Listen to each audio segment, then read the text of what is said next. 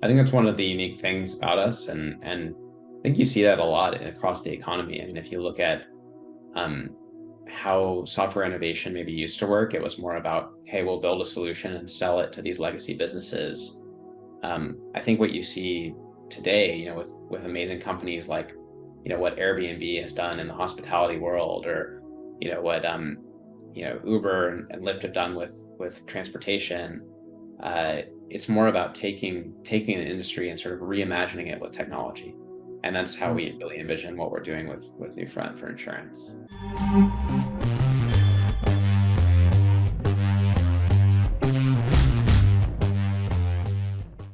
Welcome. This is the Leaders in Tech podcast, where we are interviewing great leaders in technology that are changing this world for a better place.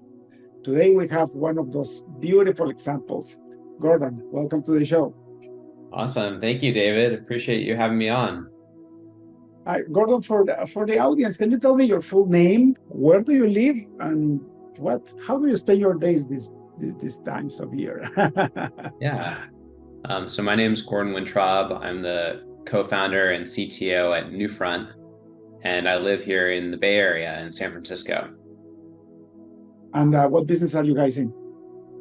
Yeah, so Newfront is building the modern insurance brokerage, and you can think about what we do is really building a software platform that supercharges insurance professionals and helps them deliver a better experience to clients. And we focus on both total rewards, so things like employee benefits and compensation, as well as business insurance, so property and casualty insurance, directors and officers insurance, everything that businesses buy. That's insurance for me is one of the biggest passions we have in our business. I founded my software consulting firm in 2005. And I didn't know, but when I founded the company, the town that we're in near Toronto is the capital of most of the insurance companies in Canada. So all the big carriers, all the big providers are here. And I didn't know. So as a result, a lot of our clients started to become software for the insurance companies. So it's deep in our DNA, if you will. Now Tell me, you guys bootstrap this business, right? You started this business from scratch. How did this idea came out to revolutionize the insurance world? Yeah, well, maybe I could share a little bit about my background. I think the insurance industry is really fascinating. I mean, it's something that touches every part of the global economy and society. And it's why our vision is really de-risking human progress. You can think about, any great adventure, any great exploration, any new innovation, it's enabled by insurance. And I got attracted to the industry because I actually grew up around it. My dad was the CEO of AIG's life and retirement business. So I grew up kind of hearing about it around the dinner table and seeing him, fly all over the world, working at AIG. And when we got together to start the company, my co-founder Spike and we were just introduced by a mutual friend who said, "Hey, you're the only two people I know interested in insurance." It's kind of this strange passion. And Spike had actually been an investor at Blackstone, and then on the founding team of a company called Open Door that went public. And he had kind of seen the insurance experience as a client. So actually, what's it like buying insurance? And so kind of bringing together our skill sets was a really nice fit for what we're building at Newfront. So you were involved in insurance most of your life then through your father. Yeah, it's funny. I took a pretty different path. I was always in computers and studied computer science at MIT and started another business that was actually bought by LinkedIn. But when I was there and kind of thinking about what to do next, I was reminded of my early introduction to insurance and interest in it. That's beautiful. So you really developed a passion for computers early on then. Like, when was this first time in your life where you remember, oh, I love this whole realm of computer software and hardware and I would love to get deeper into that? How did that happen? Yeah. Well, I think like a lot of computer nerds, it really was through video games. So I grew up playing a lot of Nintendo 64 and Game Boy. And I remember at one point, I think someone at school had one of those Texas Instruments calculators. And the beauty of those calculators is you could actually put video games on them and program them. And when I realized that, I thought, oh, well, now I want to figure out how to build my own games. And so, I think I built Hangman or Snake or something simple like that. And it was sort of like I was falling down the rabbit hole at that point. I guess you were very similar to me.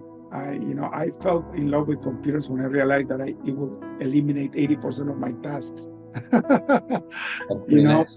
But the first thing that I was involved with was video games. I remember the first video games that we were loading in this computer. I'm a lot older than you, I guess, but we were using floppy disks to load up the games, and they were text-based games until they became, graphic-oriented.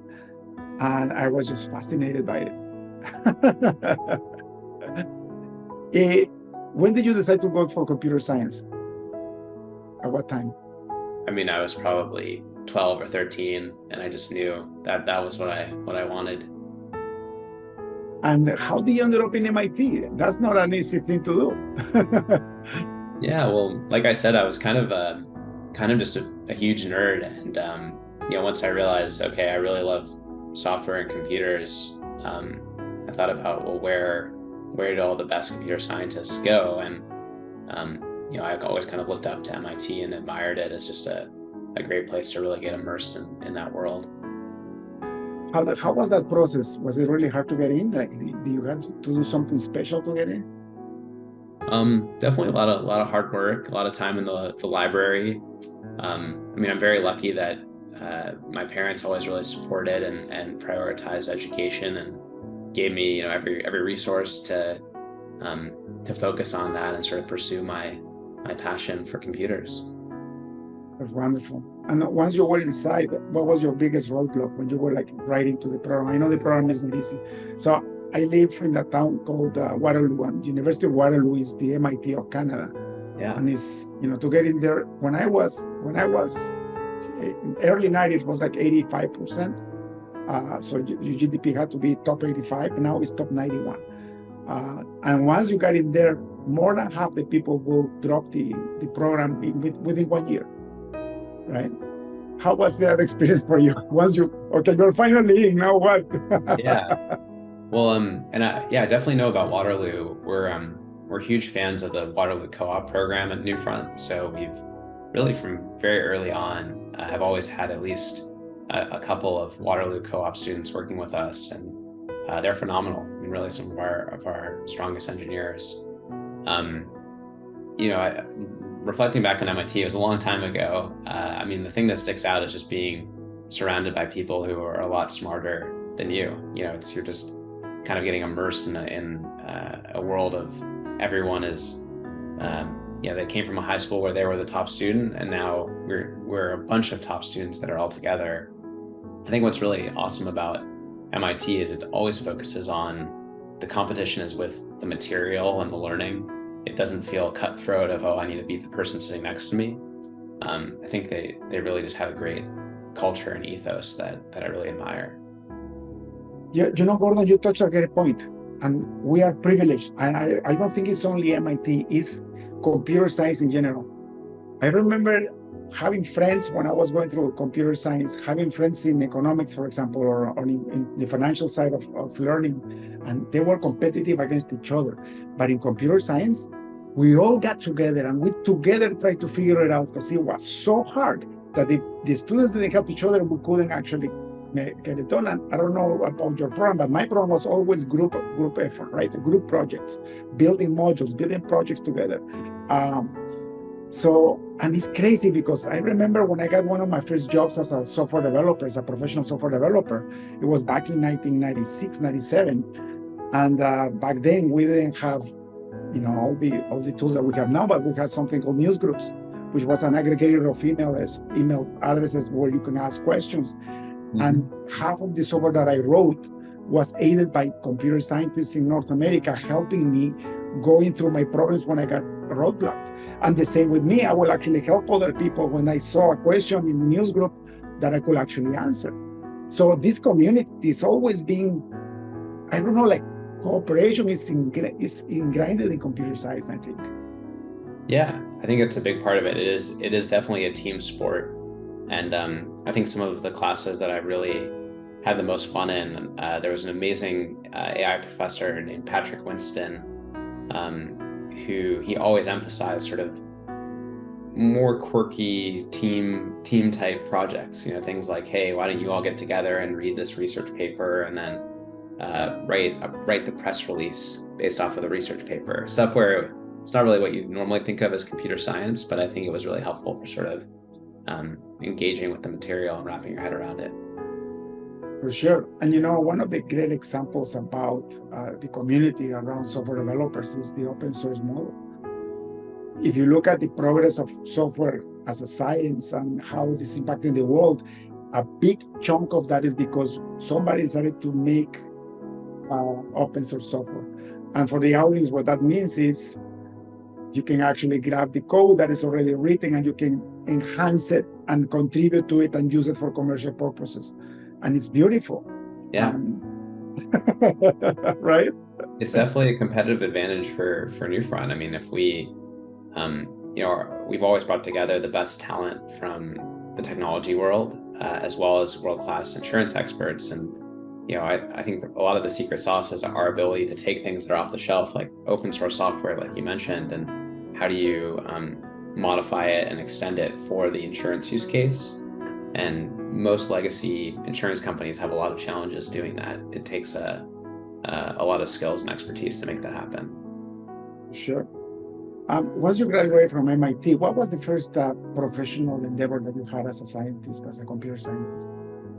Yeah, so my first job out of school, I actually worked at a startup called CardSpring in the payment space. And I started working there just part-time when I was in school and then joined them full-time. And it was awesome to be, on an early team, seeing, how is the sausage made in an early stage startup. Definitely learned a lot. Just cutting my teeth there.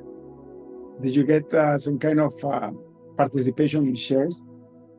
Yeah, they definitely, part of the compensation was in stock, and that company actually had a nice outcome. It ended up getting bought by Twitter.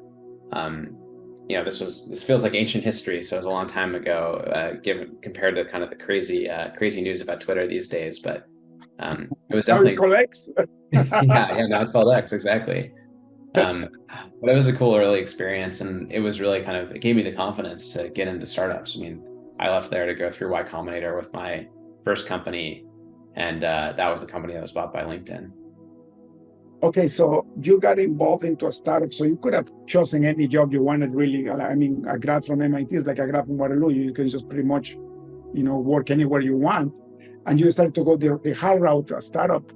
It's not an easy thing to do. I've run multiple startups in my life, and I'm an angel investor in multiple of them too. And it's the hardest thing, but it's the most rewarding thing, right? And you get to experience how a company is born and how a company evolves and how a company dies. Yeah, that's true. And you were so blessed that your first job in a startup, you actually was a successful sell. How did that feel? How long did you work there, and how did that feel? What was your involvement in the company? Yeah, I was only there for a year or two, and they got bought by Twitter after I left, so I can't take any credit for that. But you're totally right that being in a startup, I think, is all about seeing that life cycle and sort of putting yourself out there. One of our core values at Newfront is blaze a trail, and it's this idea that even as Newfront becomes a larger organization, we want people to be entrepreneurial and think about, hey, how do we do things differently that's going to help our clients, or how can we move faster and sort of get to the summit faster today. We want people to think like, hey, it is day one, I'm at a startup, and that should be part of the culture. It's beautiful. So you said that right after that job, you started your first company? Yeah, so that's right. That's when we started. It's called Stack Lead, and we automatically research sales leads. And we were really lucky to go through YC. It was great early training. So you were in the incubator, and so you had like sales, marketing, and mentors everywhere, I guess. Yeah, I think YC is really helpful. not just for the direct expertise you get from the partners who work there, but from the other founders who are going through the program at the same time. You're getting dinner with them every week, and so you're just thinking, oh, David over there, he's killing it. Like, I want to learn from him, or this other person, they're having some challenges, but maybe I can help them, introduce them to someone. It's sort of like everyone is in it together for that really pressure cooker time period. Wonderful. How long did you stay in the program? I think it's about it's a few months long leading up to demo day. That is amazing. Now, what did you ever broke even in that startup, or you added so much value through the software that you were bought out because of the actual intellectual property? We were super early stage. We only had a few enterprise contracts, so definitely not exactly what I expected out of that experience. I was hoping to work on that company longer, but it was a great learning ground, and awesome to have a big impact at LinkedIn too. Did you know that less than 5% of entrepreneurs get to sell their own business? Yeah, it's pretty it's pretty crazy. I feel very lucky that I think that was a great sort of learning experience that also had a good outcome and really set me up well to tackle Newfront. And you must have done something right, because if you were spotted by LinkedIn, I mean, that was a unicorn already, I bet, back then. By the way, a good fact about LinkedIn. Back in 2003, 2004, I was selected to be one of the beta testers when they were about to launch. So I was like LinkedIn member number like 400 or something. Wow, that is very cool. Isn't it awesome? That also makes me very old. It's not too old. I mean, LinkedIn is, I really admire that company. I think I thought I would kind of have organ rejection and not really like a big public tech company. But I think they do a really good job of sort of letting people operate independently, letting them, set their own goals and figure out how to get it done.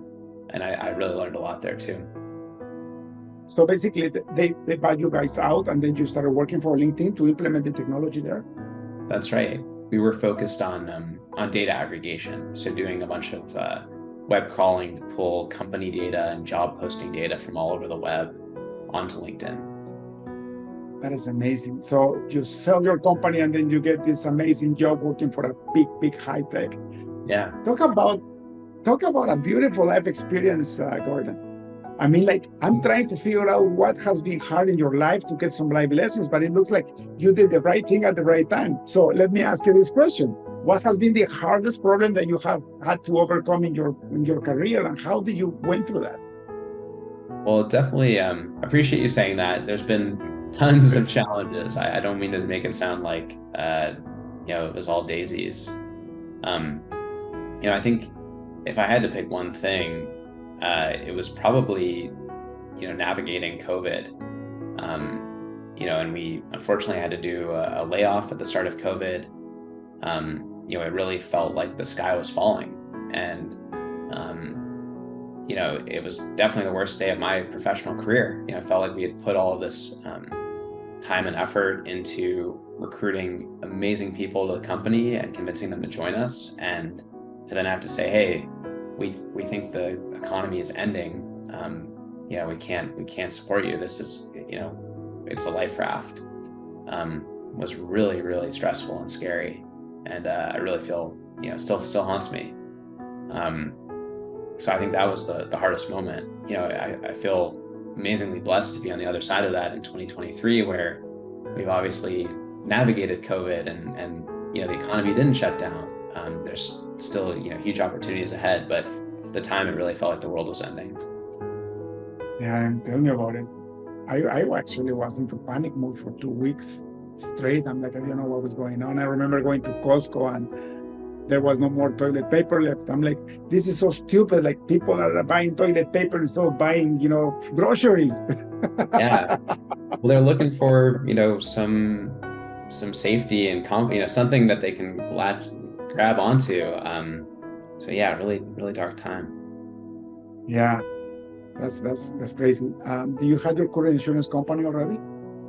Yeah, so we had started Newfront a few years before that, and our business model is we grow by recruiting brokers. So we go out to brokers who work at legacy firms and convince them to leave and come and join Newfront. When they join us, all of their clients follow them, and that's how we scale. And at the start of COVID, we thought, wow, how can we recruit? Everyone's remote, everyone's working from home over Zoom like this, and we had never done that before. And how did you pivot? Were you able to go and start recruiting via Zoom? Yeah, so that was the lesson. I think it was a little awkward for a few months there, but turns out you can recruit people over Zoom. And if anything, by being the tech-enabled insurance brokerage, we had a leg up. We heard of competitors who were having people go into the office and have to, unscrew filing cabinets from the wall and drive them home, or companies that had never issued laptops to their employees, and they're suddenly having to go to Best Buy and buy a stack of laptops and mail them out. So in some ways it actually ended up being an accelerant for the business, but of course at the time we couldn't read the future. It's incredible. For us, we were COVID ready since inception. When I started my business in 2005, one of my hypotheses was we're a software company and we can all work remotely. This is 2005 though, right? We had 1 megabit connectivity, and 1 meg felt like the super fastest internet in the world, right? Yeah. And so by the time COVID hit, I always had a head office because I was brought up in the corporate world, so I needed to have the top executives with me, and whoever wanted to come to the office. I never forced really anybody. But my limiting belief, like your limiting belief was, how can I recruit brokers if I cannot see them in person? My limiting belief was, how can I get more clients if I cannot see them in person? Yeah. Because before then, every single client we landed, it was a face-to-face conversation and we'll sign a contract, right? Guess what? People love Zoom now. And now I don't have to travel for business anymore. Right. Right? It's pretty crazy. I think how it's really it's like we're living in a different world. It's really changed everything. I also think it's something that's going to unlock, kind of tying back to what we were talking about with MIT and sort of getting into computer science. I think it's something that enables computer scientists all over the world to get more plugged in and connected, right? You could be in Rwanda or Argentina or Canada, you name it, and have access to a lot more opportunity and resources online than you could before. Yeah, it's crazy, Gordon. I was blessed, so I'm a man of faith. One of my last jobs was being a senior tech leader for a large laboratory in Canada. And Canada is one of the biggest countries in the world, and we have people coast to coast. Mm-hmm. And the internet wasn't what it is now. Back then, it was actually ISDN lines. So that's 128K, right? So it's very slow. Yeah. And I had to manage a large development team across the country. So I really learned how to have remote teams, even with very little internet. And what you just said reminded me of that, because I remember when I started the business, one of the reasons why I started it was because as a leader in technology, holding high positions, I couldn't hire fast enough good developers. My biggest roadblock on these big companies that I worked for was I needed more people with the right skills, and I couldn't get them. And then being a revolutionary, I'm like, why I can't go down to Mexico or to Guatemala or to Argentina and just hire somebody remotely? Why? If most of the time we're writing code and then we need to submit the code to a repository and make sure it compiles. It made no sense to me.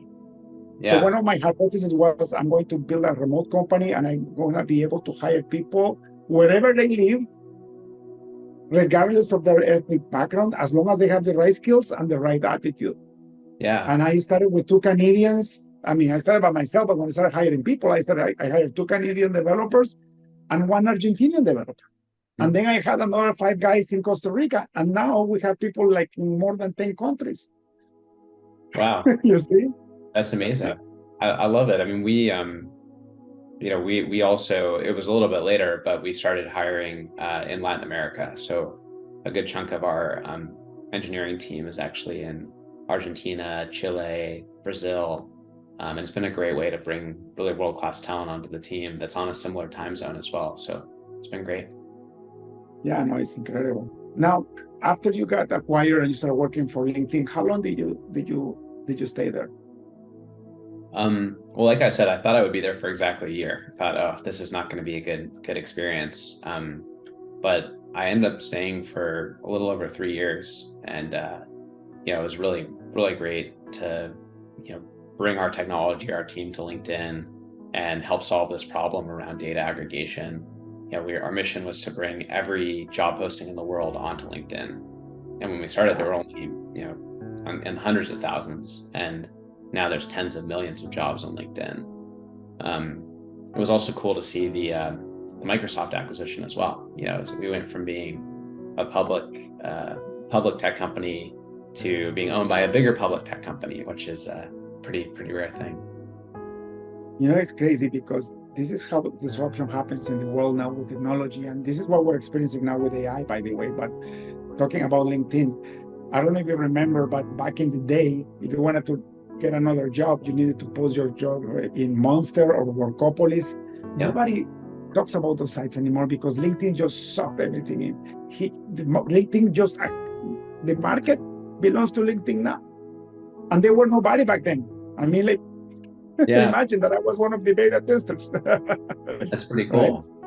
Well, I think they had a really good focus on you as early members and making you happy with it as a professional network. I really think that orientation around the members really helped them be successful.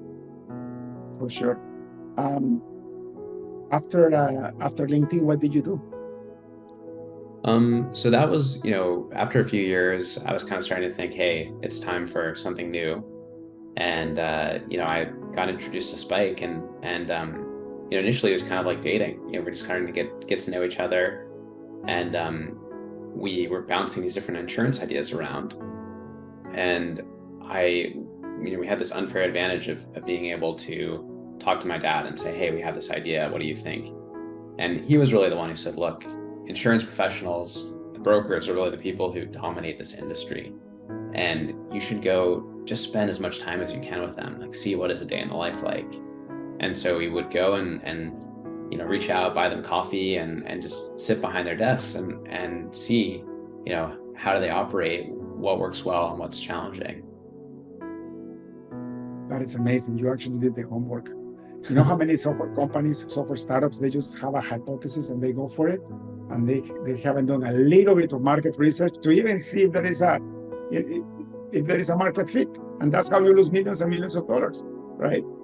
Yeah, it's really understanding, who's your customer, what do they care about, what's painful. I mean, that's the before you write a line of code, that's where you've got to start. So what did you discover working behind the scenes with with insurance brokers? Yeah, there were definitely some crazy light bulb moments. What we saw is that brokers would spend, they'd get these really sort of frantic conversations from clients, right? A company is reaching out and saying, hey, we're getting acquired, or, we just had a building that got broken into, something's happening.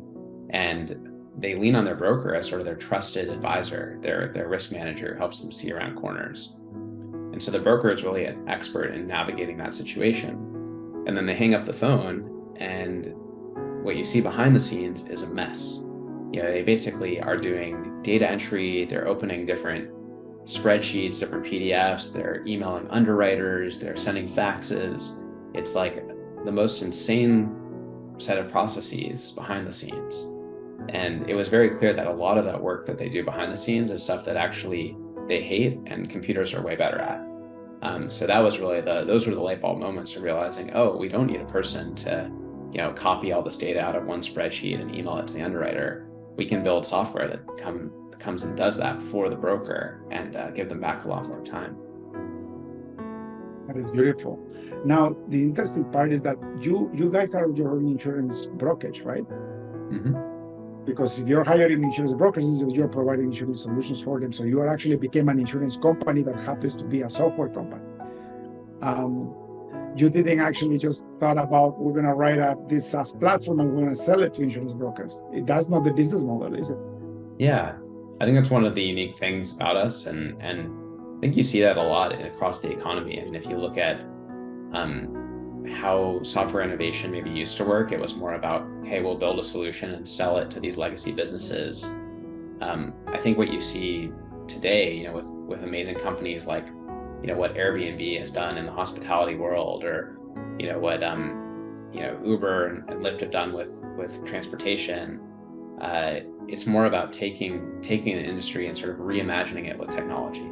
And that's how we really envision what we're doing with Newfront for insurance.